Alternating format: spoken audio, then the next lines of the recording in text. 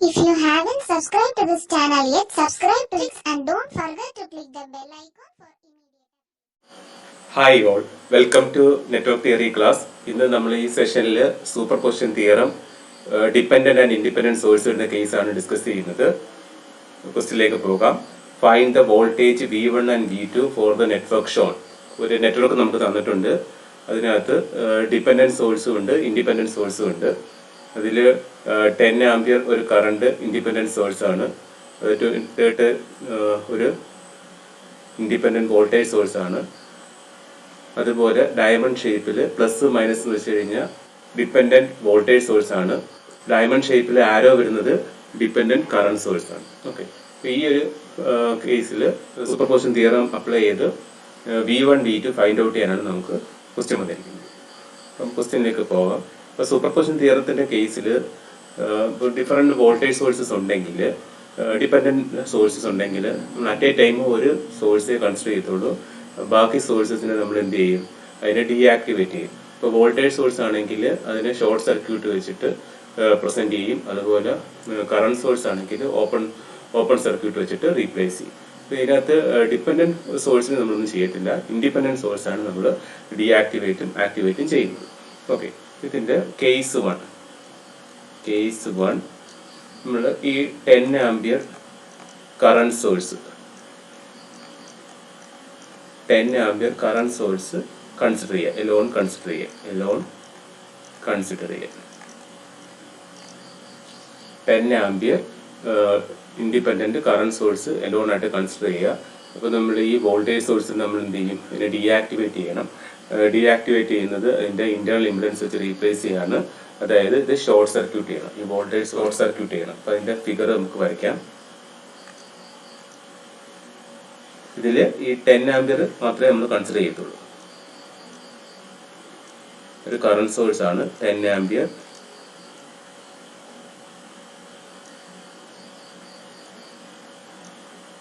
ഇവിടെ ഒരു dependent plus minus ആയിട്ട് വോൾട്ടേജ് സോഴ്സ്. ഇത് ഒരു ഡിപ്പെൻഡന്റ് ആണ്. ആരോ മാർക്ക് ആയതുകൊണ്ട് കറണ്ട് സോഴ്സ് ആയിരിക്കും.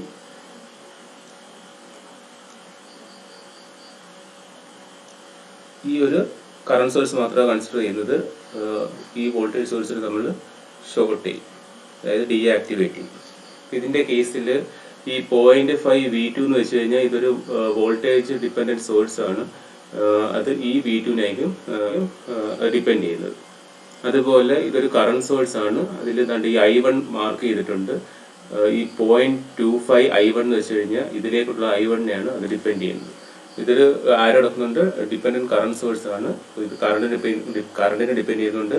കറണ്ട് ഡിപ്പെൻഡന്റ് കറണ്ട് സോഴ്സ് ആണ്. ഇത് വോൾട്ടേജ് ഡിപ്പെൻഡന്റ് വോൾട്ടേജ് സോഴ്സ് ആണ്. Here this voltage depends on this V2 value.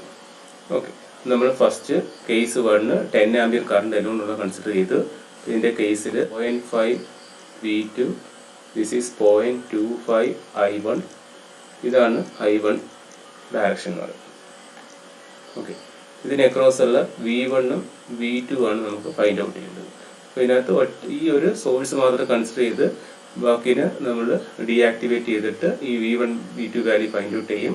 Second കേസിൽ ഈ 20 വോൾട്ട് വോൾട്ടേജ് സോഴ്സ് മാത്രം എടുക്കും. അപ്പോൾ ഈ കറണ്ട് സോഴ്സ് നമ്മൾ ഡീആക്ടിവേറ്റ് ചെയ്യും, ഓപ്പൺ ചെയ്യും. അപ്പോൾ അതിനുള്ള V1 V2 ഫൈൻഡ് ഔട്ട് ചെയ്യും. റിസൾട്ടൻ്റ് എന്ന് വെച്ച് കഴിഞ്ഞാൽ ഈ സെപ്പറേറ്റ് ആയിട്ട് കിട്ടിയ രണ്ടിനും കൂടെ ആഡ് ചെയ്യുന്നതായിരിക്കും V1 V2 റിസൾട്ടൻ്റ് വരുന്നത്, ഈ ഒരു സർക്യൂട്ടിൻ്റെ വരുന്നത്. അതാണ് സൂപ്പർ പൊസിഷൻ പ്രിൻസിപ്പിൾ എന്ന് പറയുന്നത്. ഓക്കെ, ഇതിൻ്റെ കേസിൽ ഡിപ്പെൻഡൻറ്റ് കേസ് വരുമ്പോൾ നമ്മൾ നോർമലി എന്താ ചെയ്യുന്നത്? ഏതൊക്കെ പാരാമീറ്ററാണ് ഡിപ്പെൻഡ് ചെയ്യുന്നത് അതിൻ്റെ എക്സ്പ്രഷനാണ് നമ്മൾ ആദ്യം എഴുതുന്നത്. ഇതിൻ്റെ കേസ് വരുമ്പം പാരാമീറ്റേഴ്സ് നോക്കുക. അപ്പോൾ ഇതിൻ്റെ കേസിൽ V2 പാരാമീറ്റർ എന്താണ്? ഒരു ഡിപ്പെൻഡൻറ്റ് പാരാമീറ്ററാണ്. അതുപോലെ I1 ഡിപ്പെൻഡൻറ്റ് പാരാമീറ്ററാണ്. അപ്പോൾ V2ൻ്റെ ഇക്വേഷൻ എന്ന് വെച്ച് കഴിഞ്ഞാൽ ഇപ്പോൾ ഇതിൻ്റെ കേസിൽ നോഡ് V1 എന്ന് വെച്ച് കഴിഞ്ഞാൽ this is same as 0.5 V2 ആണ്. അല്ല, ഈ ഒരു പോയിന്റ് എന്ന് വെച്ച് കഴിഞ്ഞാൽ ഇതൊരു വോൾട്ടേജ് സോഴ്സ് അല്ലേ, പ്ലസ് മൈനസ് 0.5 V2 ആണ്. 0.5 V2 ആണ്. നമുക്ക് V1ൻ്റെ എക്സ്പ്രഷൻ കിട്ടി. ഇനി നെക്സ്റ്റ് അടുത്ത ഇവിടെ പാരാമീറ്റർ I1 ആണ്. I1ൻ്റെ എക്സ്പ്രഷൻ കണ്ടുപിടിക്കണം. I1 ഈക്വൽ ടു നോർമലി നമ്മൾ ഇപ്പോൾ ഈ V2 എന്ന് വെച്ചാൽ ഒരു നോഡാണ്. അതിൻ്റെ ഡയറക്ഷൻ നോർമലി നമ്മൾ ഇവിടെ ഒരെണ്ണം ഗ്രൗണ്ട് ചെയ്യില്ല, റെഫറൻസ് ഗ്രൗണ്ട് ചെയ്യും. അപ്പം ഡൗൺവേർഡ്സ് ഡയറക്ഷനാണ് കറണ്ട് പോകുന്നത്. പക്ഷേ ഇവിടെ നമുക്ക് I1 അപ്വേർഡ് ഡയറക്ഷനാണ് ഇരിക്കുന്നത്. സോ മൈനസ് ഓഫ് ആയിരിക്കും വരുന്നത്, കാരണം രണ്ട് ഓപ്പോസിറ്റ് ഡയറക്ഷനാണ്. ഇത് ഡൗൺവേർഡ്സും നമുക്ക് തന്നിരിക്കുന്ന കറണ്ട് അപ്വേർഡ്സും ആണ്. അപ്പോൾ minus of V by R. ഇവിടെ V എന്ന് വെച്ച് കഴിഞ്ഞാൽ എന്ത് വരും? V2 വരും. ബൈ ആർ എത്ര? 4. അങ്ങനെ ഇതിനകത്ത് നമ്മുടെ ഡിപ്പെൻഡന്റ് പാരാമീറ്റേഴ്സ് ഇവിടെ കളർ കൊടുത്തിട്ടുണ്ട്. V2ഉം I1ഉം ആണ് ഡിപ്പെൻഡന്റ് പാരാമീറ്റേഴ്സ്. അതിന്റെ രണ്ടിന്റെ എക്സ്പ്രഷൻ നമ്മൾ എഴുതി. V1 എങ്ങനെ വന്ന്? V1 equal to 0.5 V2. ഇത് വോൾട്ടേജ് സോഴ്സ് ആയതുകൊണ്ട് രണ്ടും ഒരേ പൊട്ടൻഷ്യൽ വരും. So V1 equal to 0.5 V2. Here I1 upward ഡയറക്ഷനിലാണ്. നോർമലി നമ്മൾ എടുക്കുന്ന നോഡ് എന്ന് വെച്ച് കഴിഞ്ഞാൽ ഹയർ പൊട്ടൻഷ്യൽ ആയിരിക്കും നമ്മൾ കൺസിഡർ ചെയ്യുന്നത്. അപ്പോൾ അതിന്റെ കറണ്ട് ഫ്ലോ ഡൗൺവേർഡ്സ് ആയിരിക്കും. ഇത് ഗ്രൗണ്ട് ആയതുകൊണ്ട് തന്നിരിക്കുന്ന കറണ്ട് അപ്വേർഡ്സ് ഡയറക്ഷനിലായതുകൊണ്ട് മൈനസ് ഓഫ് V2/4 വന്നു. അങ്ങനെ V1ഉം V2ഉം I1ന്റെ എക്സ്പ്രഷൻ നമ്മൾ എഴുതി. ഇനി നമ്മുടെ എയിം വെച്ചാൽ V1 V2 ഫൈൻഡ് ഔട്ട് ചെയ്യാന്നുള്ളതാണ്. അപ്പോൾ ഒരു ഇക്വേഷൻ ഇവിടെ വേണം, രണ്ട് അൺനോൺസ് ഉണ്ട്, ഒരു ഇക്വേഷൻ ഇവിടെ വേണം. അതിന് വേണ്ടിയിട്ട് നമുക്ക് ഈ നോഡ് കൺസിഡർ ചെയ്യാൻ പറ്റത്തില്ല, കാരണം അവിടെ എന്ത് വന്നിരിക്കുന്നു? ഒരു വോൾട്ടേജ് സോഴ്സ് വന്നിരിക്കുന്നു. അപ്പോൾ നമുക്ക് നോഡൽ അനാലിസിസ് അവിടെ അപ്ലൈ ചെയ്യാൻ പറ്റില്ല. പിന്നെ ബാക്കി ഏതാ? ഈ V2 നോഡിൽ നമുക്ക് എന്താ അപ്ലൈ ചെയ്യാൻ പറ്റും? V2 നോഡിൽ നമുക്ക് നോഡൽ അനാലിസിസ് അപ്ലൈ ചെയ്ത് അതിൻ്റെ ഇക്വേഷൻ എഴുതാൻ പറ്റും. ഓക്കെ, അതിൻ്റെ KCL ഇക്വേഷൻ എഴുതാൻ പറ്റും. അപ്പോൾ ഈ V2വിൽ ഏതൊക്കെ ബ്രാഞ്ച് എലമെന്റ്സ് ആണ് നോക്കുക. അതിൽ 3 ബ്രാഞ്ചസ് ഉണ്ട്. ഒന്നെന്ന് വെച്ചാൽ ഒരു 4 ohm, അനദർ 4 ohm, അതുപോലെ ഒരു കറണ്ട് സോഴ്സ് 0.25 I1. അതിന് 3 ബ്രാഞ്ചസ് ആണ്. അപ്പോൾ അതിന്റെ കറണ്ടിന്റെ സമ്മായിട്ട് എഴുതിക്കൂടെ? ഓക്കെ, അപ്പോൾ കറണ്ട് സമ്മായിട്ട് പറഞ്ഞു കഴിഞ്ഞാൽ വരും ഈ 4 ohmന്റെ എന്ത് വരും? 4 ohmന്റെ വിത്ത് റെസ്പെക്ട് V2 ആയതുകൊണ്ട് V2 minus V1 divided by 4 V/R ഫോം. ഓക്കെ, ഇനി നെക്സ്റ്റ് ഈ 4 ohmന്റെ എന്ത് വരും? ഈ ഫസ്റ്റ് 4 ohmന്റെ എഴുതി. ഇനി സെക്കൻഡ് 4 ohmന്റെ എന്ത് വരും? അതിനകത്ത് V2 ഡിവൈഡ് ബൈ 4 എന്ന് വരും.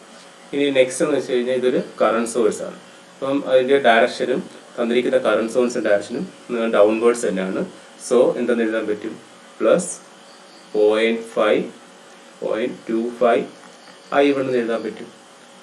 മൂന്ന് ബ്രാഞ്ച് വൈല് ഈക്വൽ ടു 0. അതല്ലേ നമ്മൾ KCL ഇക്വേഷൻ എന്ന് പറയുന്നത്.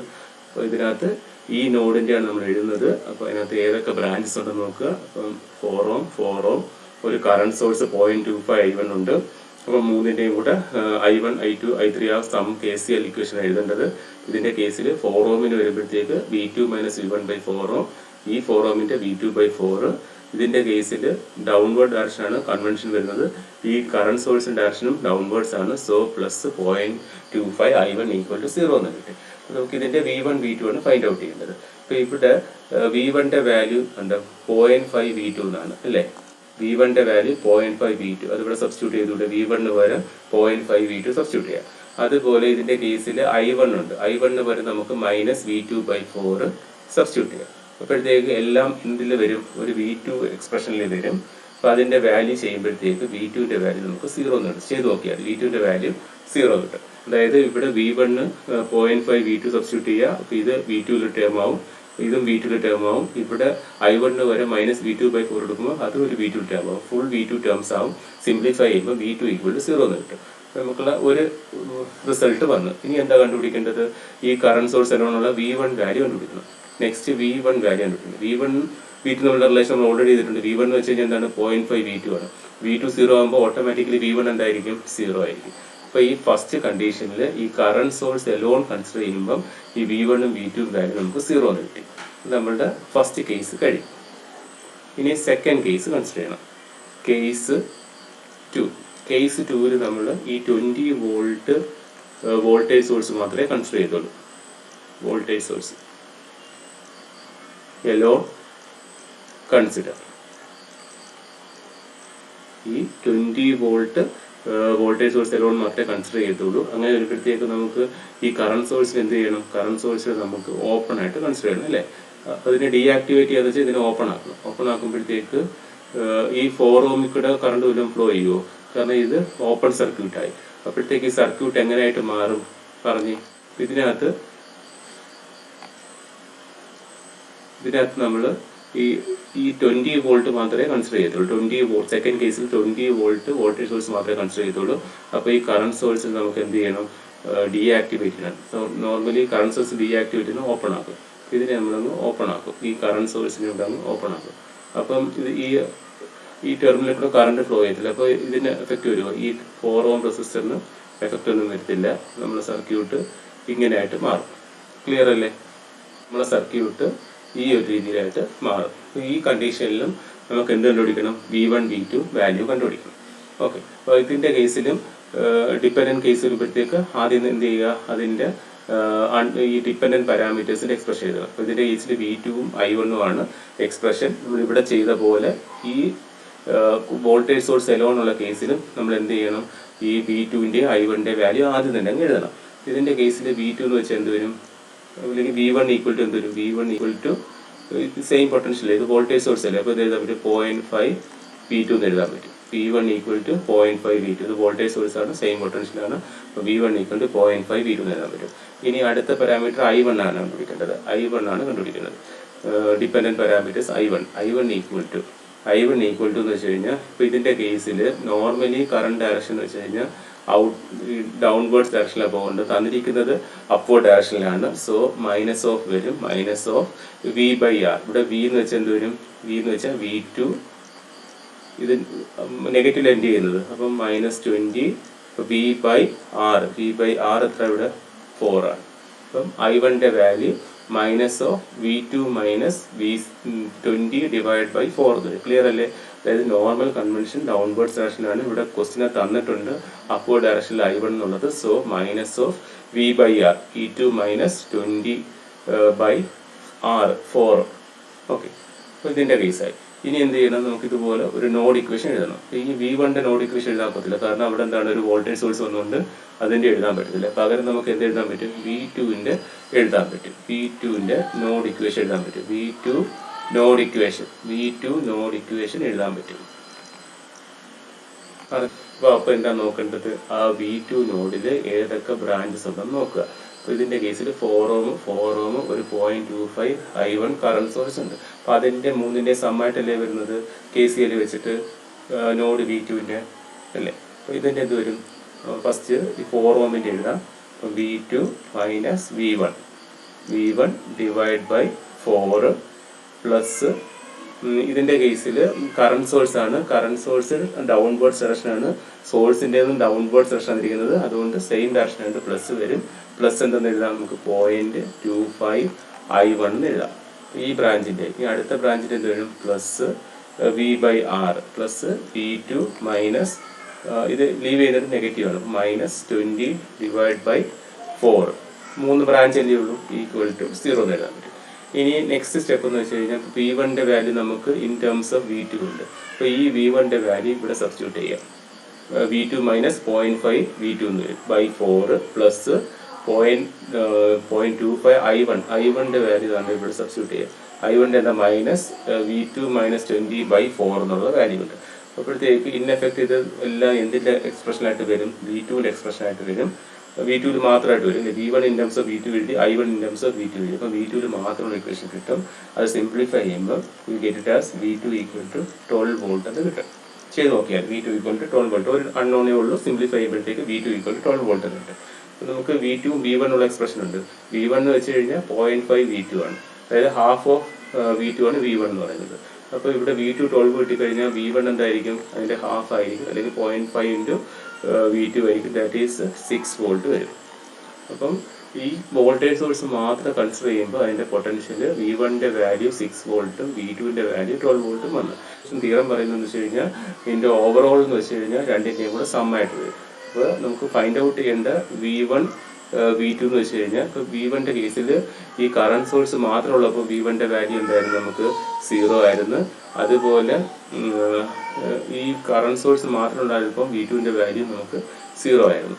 ഇനി അടുത്ത വോൾട്ടേജ് സോഴ്സ് മാത്രമുള്ളപ്പോഴത്തേക്ക് V1ൻ്റെ വാല്യൂ എന്ത് വന്നിരുന്നു? അപ്പോൾ അത് ആഡ് ചെയ്യണം. പ്ലസ് ഇതിൻ്റെ കേസിൽ V1ൻ്റെ വാല്യൂ 6 ആയിരുന്നു, ഇതിൻ്റെ കേസിൽ V2ൻ്റെ വാല്യൂ 12 ആയിരുന്നു. അപ്പം ഓവറോൾ V1 V2 എന്തായിരിക്കും? ഇത് രണ്ടും കൂടെ സമ്മായിരിക്കും ബൈ സൂപ്പർ പൊസിഷൻ തിയറം.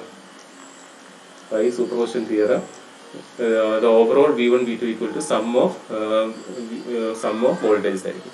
ഇതിൻ്റെ കേസിൽ നമുക്ക് റിസൾട്ടൻ്റ് V1 എന്ന് വെച്ച് കഴിഞ്ഞാൽ 6 വരും, V2 എന്ന് വെച്ച് കഴിഞ്ഞാൽ 12 വരും. ഇതാണ് അതിൻ്റെ ആൻസർ വരുന്നത്. ഇതാണ് ഒരു സൂപ്പർ പൊസിഷൻ തിയറം ഡിപ്പെൻഡൻറ്റ് സോഴ്സിൻ്റെ കേസ് വരുന്നത്. ഡിപ്പെൻഡൻറ്റ് സോഴ്സിൻ്റെ കേസ് വരുമ്പോഴത്തേക്ക് നമ്മൾ ഡീആക്ടിവേറ്റ് ചെയ്യുന്നത് കൺസിഡർ ചെയ്യുന്നതും ഇൻഡിപെൻഡന്റ് സോഴ്സ് ആണ്. ഡിപെൻഡന്റ് സോഴ്സിന് നമുക്ക് അതുപോലെ തന്നെ വെച്ചിരിക്കുന്നത്. കാരണം അതിന്റെ വാല്യൂ വേറെ ഡിപ്പെൻഡ് ചെയ്യുന്നുണ്ട്. അതിനെ ഒന്നും ചെയ്യത്തില്ല. എന്താണ് ചെയ്യുന്നത്, കേസസ് എടുക്കുന്നത് ഇൻഡിപെൻഡന്റ് സോഴ്സിന്റെയാണ്. അപ്പൊ ഇവിടെ ഒരു ഇൻഡിപെൻഡന്റ് കറന്റ് സോഴ്സ്, ഒരു ഇൻഡിപെൻഡന്റ് വോൾട്ടേജ് സോഴ്സ് ഉണ്ടായിരുന്നു. ഫസ്റ്റ് കേസിൽ നമ്മൾ ഇൻഡിപെൻഡന്റ് കറന്റ് സോഴ്സ് മാത്രം കൺസിഡർ ചെയ്യും. ഇൻഡിപെൻഡന്റ് വോൾട്ടേജ് സോഴ്സിനെ നമ്മൾ ഷോർട്ട് ചെയ്യും. എന്നിട്ട് V1 V2 ഫൈൻഡ് ഔട്ട് ചെയ്യും. അതുപോലെ സെക്കൻഡ് കേസ് വരുമ്പോഴത്തേക്ക് 20 വോൾട്ട് ഇൻഡിപെൻഡന്റ് സോഴ്സ് മാത്രം എടുക്കും. ഇൻഡിപെൻഡന്റ് കറന്റ് സോഴ്സിന് നമ്മൾ ഓപ്പൺ സർക്യൂട്ട് ചെയ്യും. അതിന്റെ V1 V2 ഫൈൻഡ് ഔട്ട് ചെയ്യും. ഓവറോൾ V1 V2 എന്ന് വെച്ച് കഴിഞ്ഞാൽ sum of voltages of each cases ആയിരിക്കും. അതായിരിക്കും നമ്മൾ ഓവറോൾ വരുന്നത്. ഇതിന്റെ കേസിൽ V1 = 6 വോൾട്ട് കിട്ടും, V2 = 12 വോൾട്ട് കിട്ടും. ഇതാണ് ഇതിന്റെ ആൻസർ ആയിട്ട് വരുന്നത്. ഇപ്പം ഏതൊരു ക്വസ്റ്റ്യൻ നമുക്ക് ഇതുപോലെ ചെയ്യാൻ പറ്റും. നിങ്ങൾ ഓർക്കേണ്ട ഒരു കാര്യം, ഡിപ്പെൻഡന്റ് വരുന്ന കേസിൽ ആദ്യം നോക്കുക ഏതാണ് ഡിപ്പെൻഡന്റ് പാരാമീറ്റർ എന്ന് നോക്കുക. അപ്പോൾ അതിന്റെ എക്സ്പ്രഷൻ അങ്ങ് എഴുതാം. നമ്മളിവിടെ രണ്ടിലും അതുപോലെ ചെയ്തത്. ഇപ്പോൾ ഇത് ചെയ്തപ്പോഴും ആ V1 I1 എക്സ്പ്രഷൻ എഴുതി, ഒരു നോഡിന്റെ ഇക്വേഷൻ എഴുതി, അതിലേക്ക് സബ്സ്റ്റിറ്റ്യൂട്ട് ചെയ്ത് വാല്യൂ ഫൈൻഡ് ഔട്ട് ചെയ്തു. ഇതിന്റെ കേസിൽ എങ്ങനെ തന്നെ എഴുതി, നമ്മൾ ഫസ്റ്റ് ഡിപ്പെൻഡന്റ് പാരാമീറ്റേഴ്സിന്റെ എക്സ്പ്രഷൻ എഴുതി, നോഡ് ഇക്വേഷൻ എഴുതി, അതിലേക്ക് സബ്സ്റ്റിറ്റ്യൂട്ട് ചെയ്ത് അതിന്റെ വാല്യൂ ഫൈൻഡ് ഔട്ട് ചെയ്തു. അപ്പോൾ ഇങ്ങനെ ആയിരിക്കും. ഇങ്ങനെ ചെയ്യുകയാണെങ്കിൽ സൂപ്പർപോസിഷൻ പ്രിൻസിപ്പിൾ ഡിപ്പെൻഡന്റ് സോഴ്സിന്റെ കേസിൽ നമുക്ക് എളുപ്പം സൊല്യൂഷൻ ഫൈൻഡ് ഔട്ട് ചെയ്യാൻ പറ്റും. Okay, thank you. If you haven't subscribed to this channel yet, subscribe to it and don't forget to click the bell icon.